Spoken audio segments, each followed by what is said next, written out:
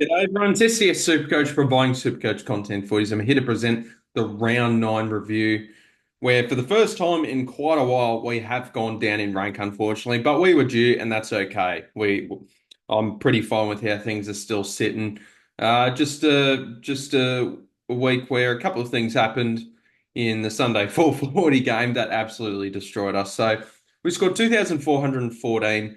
Yeah, not a bad round, but yeah, just not quite the heights that I thought we'd get to. And I was actually surprised it was a bad score. I'm not going to lie. But just Cherry and Zorko would have benefited so many owners in that last game. So I was looking at 2,400 and thinking, gee, I'm not seeing many others better projected than that. And then boom, that last game just smacked me over. So yeah, so we went down 321 spots and our season rank now is 1,103. Still a fine round, but yeah, considering where I was sat, 782nd, that round's not good enough. So yeah, just yeah, even a half decent week, you think you go okay. It's not enough at the minute. So we're going to discuss what happened here. So, what were some main highlights? So, we'll talk about the trades we did. And I do have a couple of things I need to say about these trades. So, we used our second last boost to do Jaden Short, Matt Flynn, and Jackson Pryor out for Rowan Marshall, Henry Hustwaite, and Chad Warner.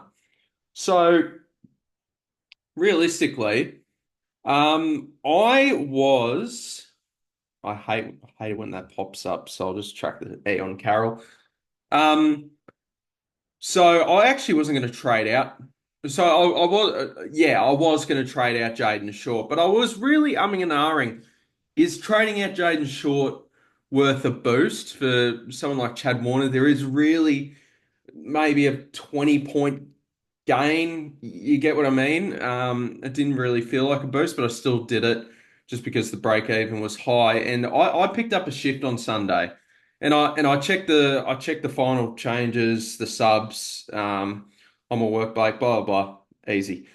Then I see about 1:30. I just had a little peep on Twitter, and I saw Jaden Short was a laid out 10 minutes before the game started. Imagine if I held Jaden Short. So got very lucky there. But I mean, I was basically trading out Short anyway. But I was thinking a hold. But there you go. That is crazy. So yeah, we did use a boost. Got in Chad Warner. I was thinking Jack Sinclair, but I held off because of Warner's fixture, his ability to be top of the line. I know Sinclair is as well, but it was the break-even play there. And Rowan Marshall I absolutely loved as a trade-in target, so I wanted to grab him. And grab Henry Hustwaite. Didn't field him. Now, this is just very stiff for people that I guess the score wouldn't have mattered because the majority of people, if they fielded, that score would have faded out. But I would have fielded. I would have fielded if I could have, but I didn't. So yeah, got lucky there. Got lucky. I feel like I got lucky this round. There were a couple of things I got unlucky with. Like I preferred Dacos, so I don't regret this over Brayshaw. Clearly, Brayshaw was the better pick, but to VC. But yeah, the data backed up Dacos, and I was just yeah, I'll give that a crack. So yeah, that didn't pan out, but that's all right. We got Max Scorn, who I just did not think whatsoever that this was a 142 game, but yeah, absolutely taken. First time in a long time that I've captained the player against my team. So I was there, obviously cheering Hawthorn. Mild cheers in the background, in the back of my head for me when Gorn took a mark, got a free kick, that sort of thing, but no more than that for Melbourne.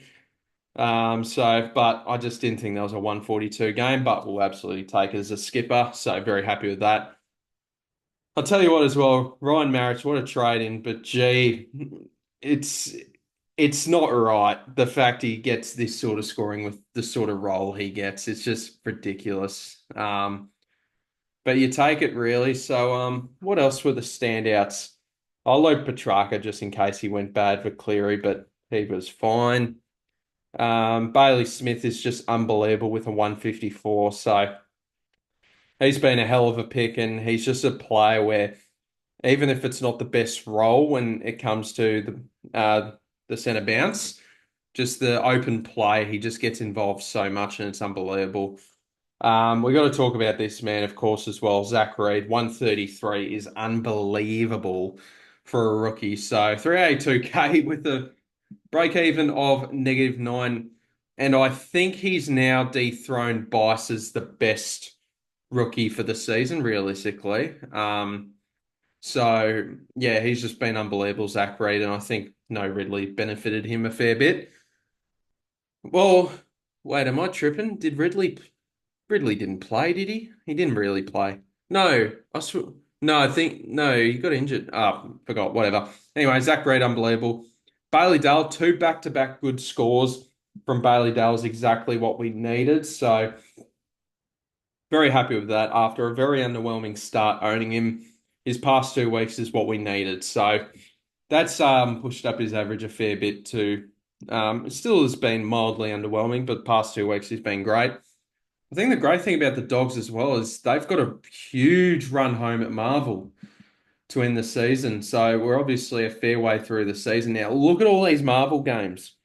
So that is relieving to hear. So an SCG game thrown in there, a bit of Mars, bit of the Gabba. That last 5 rounds is just purely in Melbourne. They leave Victoria twice. They leave Victoria twice, which is just crazy for the rest of the season because they've moved around a fair bit this season, and now we get a clear run of things. So makes me feel a lot more confident about Bailey Dale. Connor Rosie got the medal. He was spectacular. Brayshaw, I know I didn't talk about him much, but unbelievable. I say this every week, and it's probably pissing people off, but he has been my best starting pick by far. Um, just the theory of the second banana. They're all going to go Sarong. But in saying this, we just didn't expect this type of production from Brayshaw.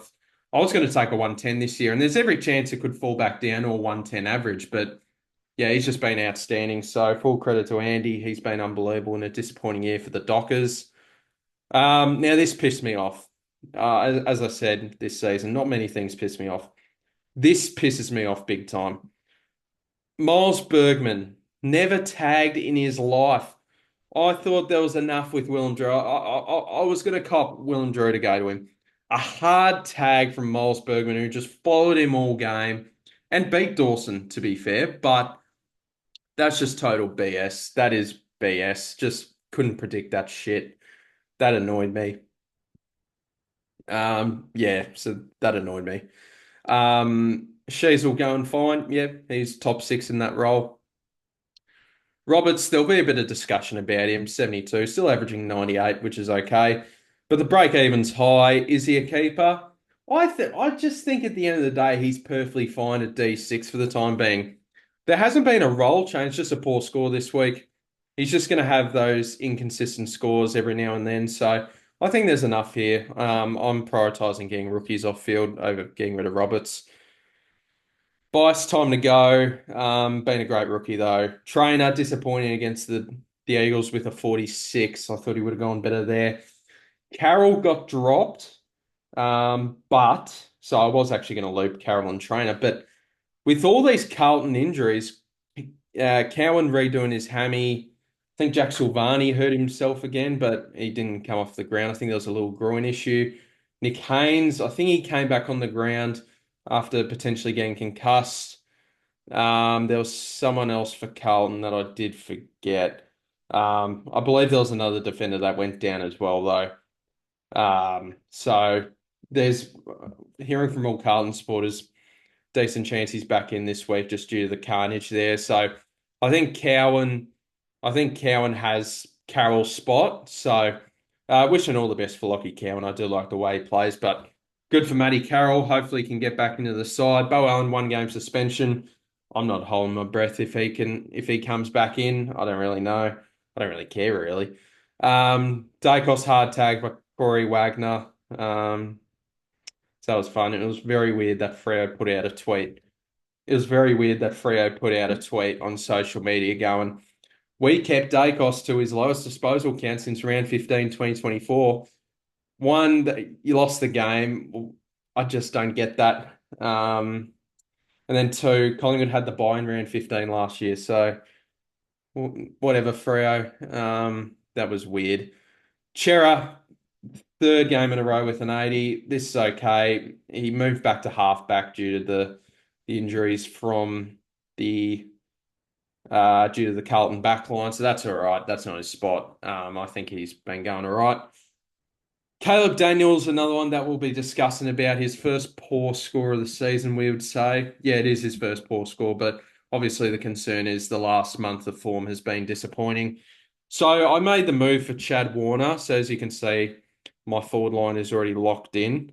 So to buy flip Caleb Daniel, which is probably what I'll be doing because I've currently got seven guys that are playing that have that buy around. So yeah, so as you can see here, and the buys are a couple of weeks away, so make sure you guys check this. And then you got Carroll as well. Probably Carroll, I flip at the buy.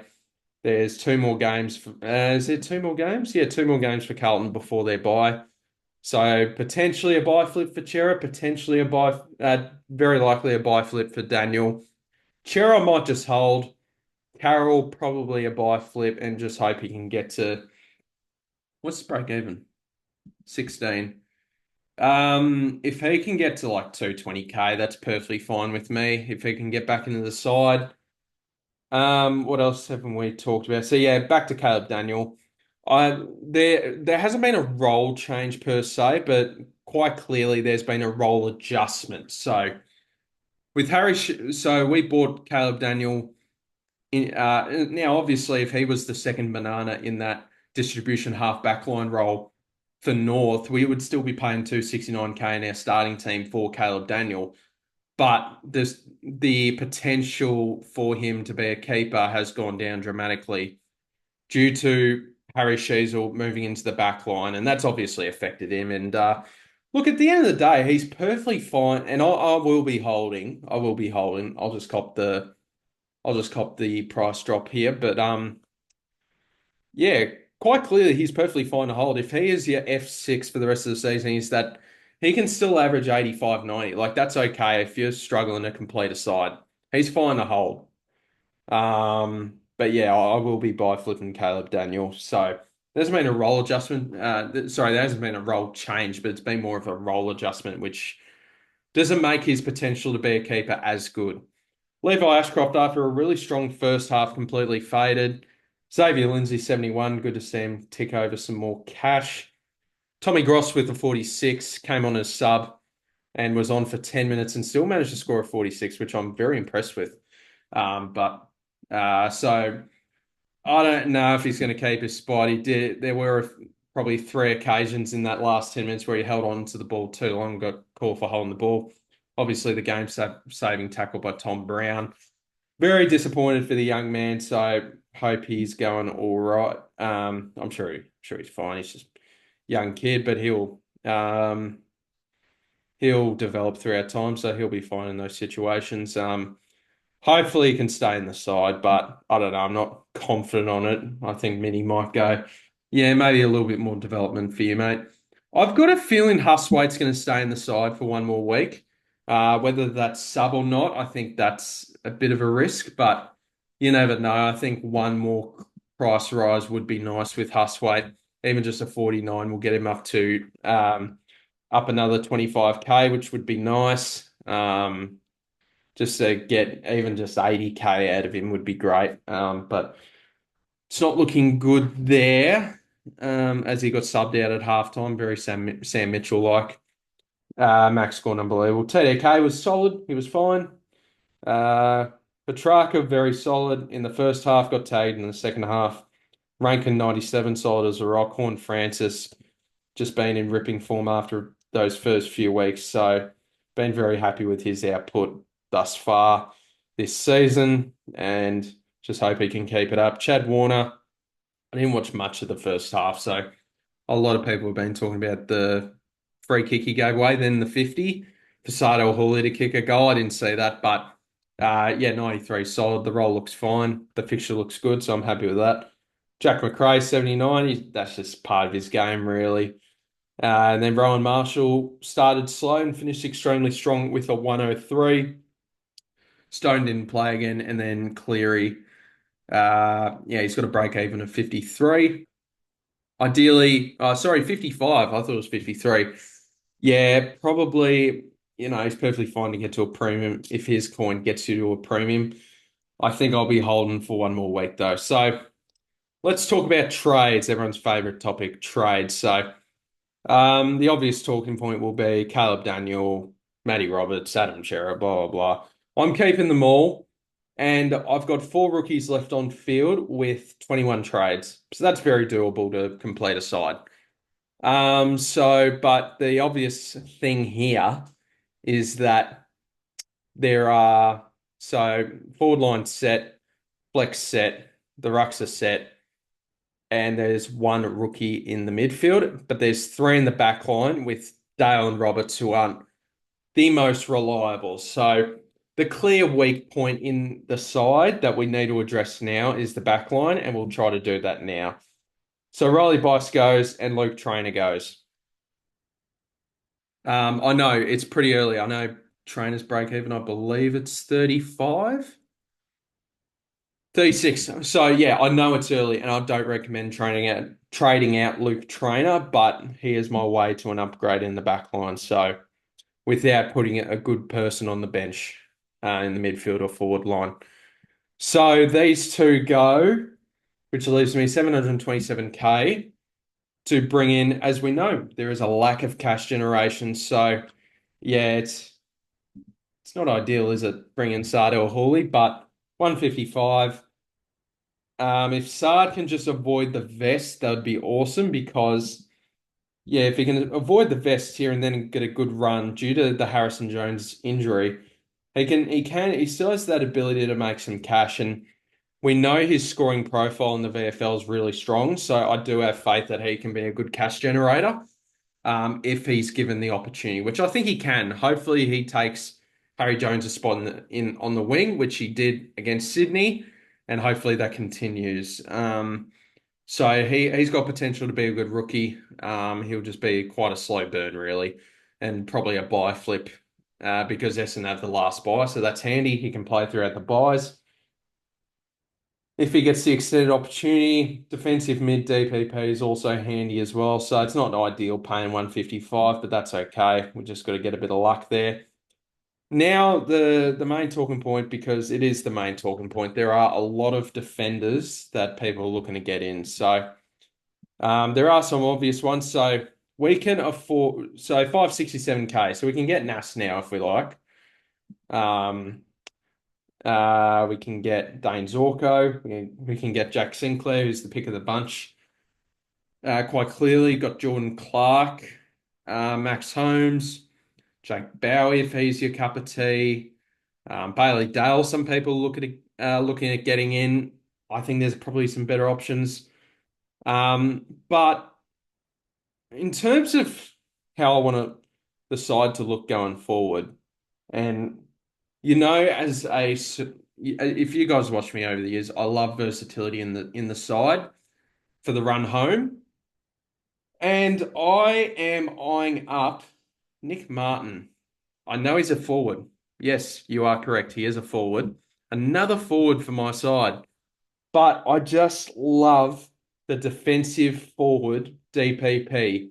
I checked on the next best highest priced defensive forward DPP guy, and that's Jack Silvani, who we just aren't going to bring into our sides.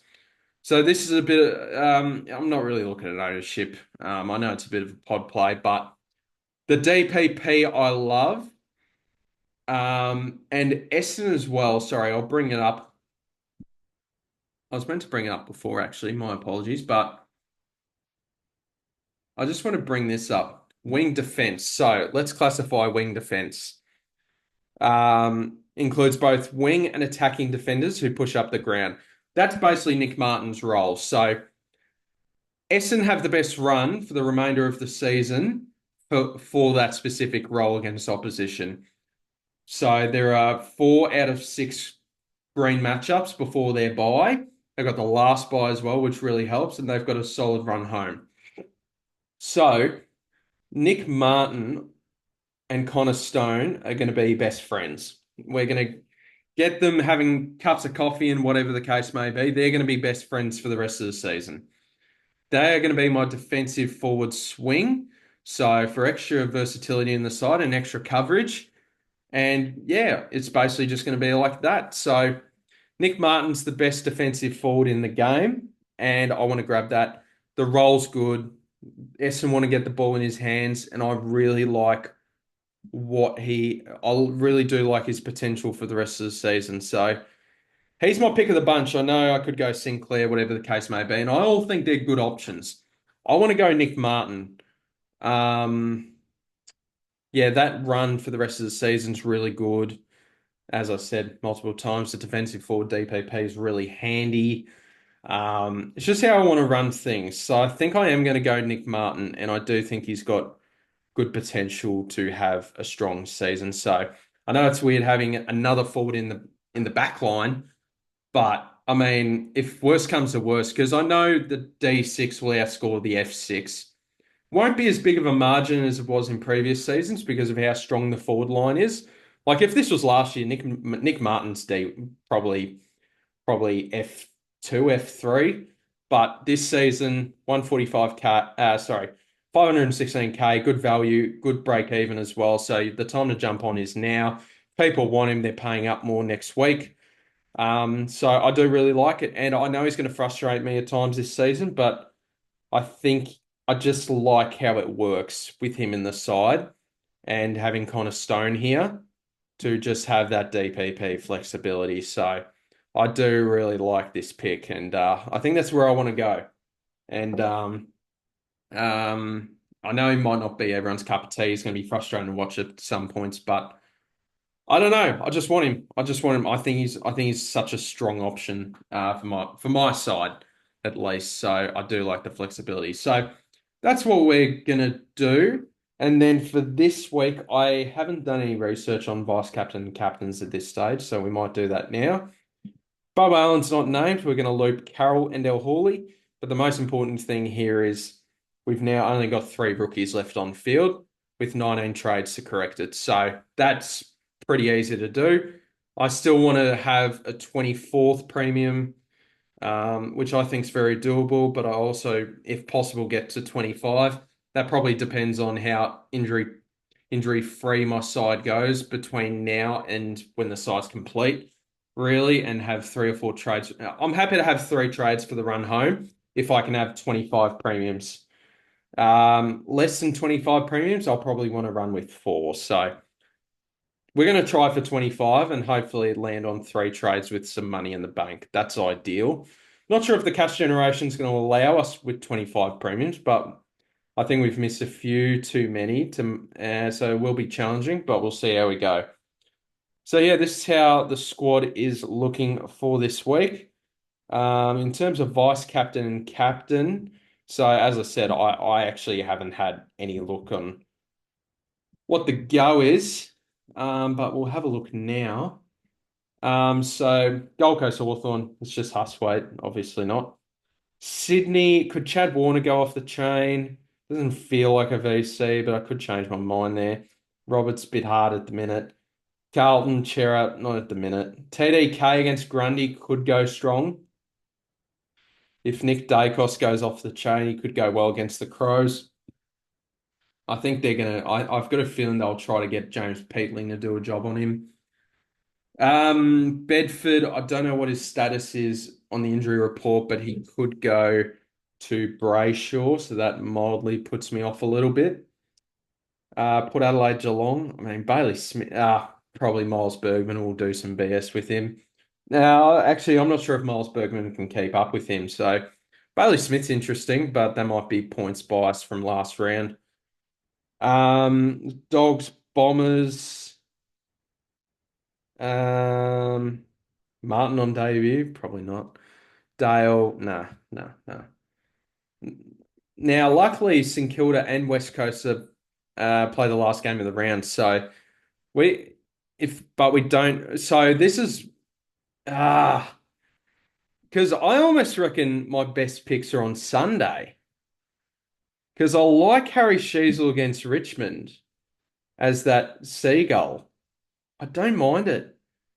Sunday 110. Now this gap's too small between the Sunday games. to like Captain Max Gorn. But could you VC Sheasel into Marshall or McRae? It's hard not to go against Marshall at the minute. Could I go VC Sheasel into Marshall or McRae? McRae a little bit up and down. Probably wouldn't mind more of a VC pun on him. A little too much inconsistency currently. So maybe Marshall just goes off the chain last game of the round. He could go strong here. Look, for now we'll chuck it on Marshall. My boring safe pick would be Dacos potentially into Gorn. Is there anyone else I'm missing? Dawson against Collingwood? Nah. Rosie against Geelong might not be too bad either. So I don't mind that. TDK is not bad either.